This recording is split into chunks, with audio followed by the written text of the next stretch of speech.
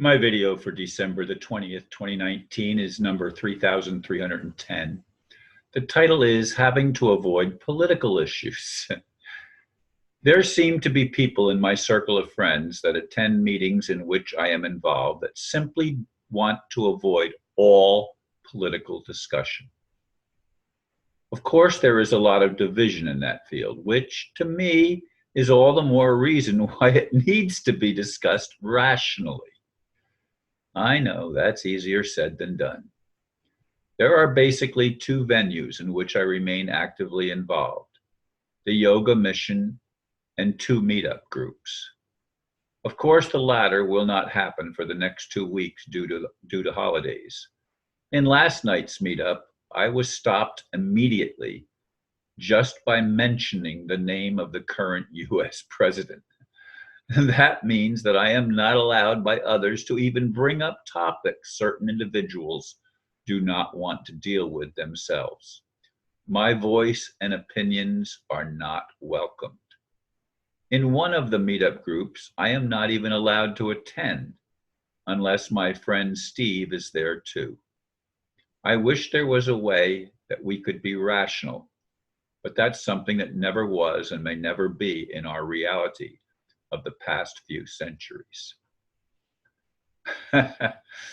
Yeah, I wanted to share some things last night in the meetup group, which was the last meeting before the holidays hit, and we're not going to have meetings the next 2 weeks.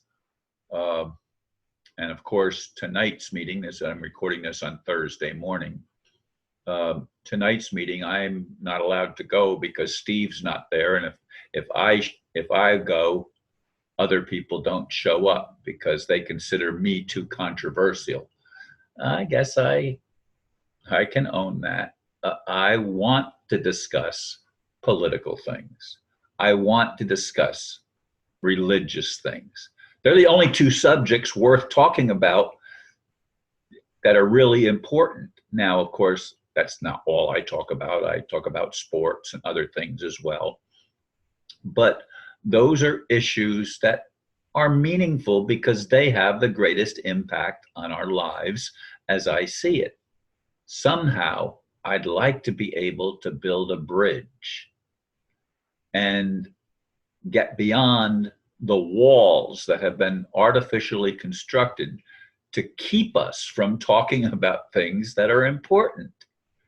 It's important how we see the world, because how we see the world is either going to bring us together and allow us to live peacefully with each other, or it's going to continue to separate us and create the great divide that exists in the world where we are not even able to have rational discussions.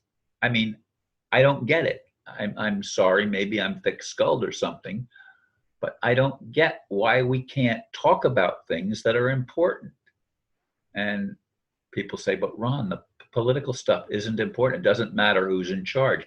Well, it does. There's a lot of people that have lost their lives and or their freedom simply by people that are control freaks that want to keep anyone from discussing alternative viewpoints and finding ways to build the bridges necessary that reconnect us to each other. We're already connected to each other in the fact that we all breathe the same air. The air that I've had in my body now, everybody else has had in their body at one time or another. It's just the way it works. It all commingles. But we're not allowed to commingle as human beings because it has served the interest of certain ones to keep us divided, because war is profitable, because dissension is profitable. That's what the whole legal system is. That's what the whole military industrial complex is about. It's about control, and it's about creating animosity toward individuals and groups of people to keep them headbutting with each other instead of finding ways to connect and stop the finger pointing and saying, you're wrong. No, you are not wrong. You simply have a perception based on your experience, as I've said so many times. And that's true of all of us. Even as I've said, identical twins do not have the exact same experience. It's not about genetics, it's about being individuals. But we are people. We are not corporations. That's something that we need to understand, that we have been, as human beings, demoted to a lower classification called corporation. And corporations are fraudulent conveyances. All of them are. But the ones that are worst are the ones that pose as government agencies, that are mega corporations that control products or industry on a scale that transcends all the national boundaries and political boundaries. We somehow have to find a way to take these artificial boundaries down, to bridge the gap. And I don't mean by forcing people into cultures that they're not able to relate to, because we've each grown up with a certain standard, shall we say, and certain expectations based on our religious indoctrination, based on the conditions in the parts of the world that we grew up in. And for all of us, that's different. So somehow, I'd like to think that we're intelligent enough and have enough wisdom to bridge the gap, to connect instead of remaining disconnected from each other, that we figure out ways to connect with each other and find the peace and harmony. And yes, the ability to actually have loving respect for one another. What am I missing? Why is that so hard for us to accomplish? Well, it's hard for us to accomplish because those that control the system don't want that, which is all the more reason why I do. I've lived my whole life with the belief and expectation that I was going to play a small role in bringing heaven to earth.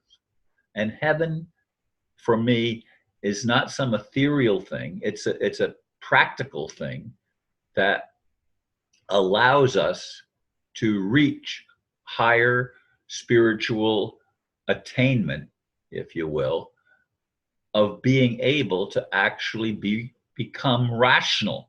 It's irrational to separate, but it's profitable. It's profitable for those that make their money from causing conflict and fanning the flames of the conflict to make it worse. This whole thing with Donald Trump is insane to me. Do I like everything that Donald Trump does? No. And I especially don't like his alliance with Israel, as I've said. But is that going to change? Well, I don't know. Will the sealed indictments ever be unsealed? Are there people on both sides of the political aisle here in the United States and, yes, around the world that are going to be exposed in some way that enables us to become rational? Because now the things that we didn't want to face, we're finally facing them and looking at the situation and being able to make decisions that are based on wise choices. To me, it would be a wise choice to find a way to bridge the gap, to find a way to bring humanity together. I'd like to be able to play a part, as I've said, in that way, some way, while I'm still alive. Thank you, folks, for listening, and namaste.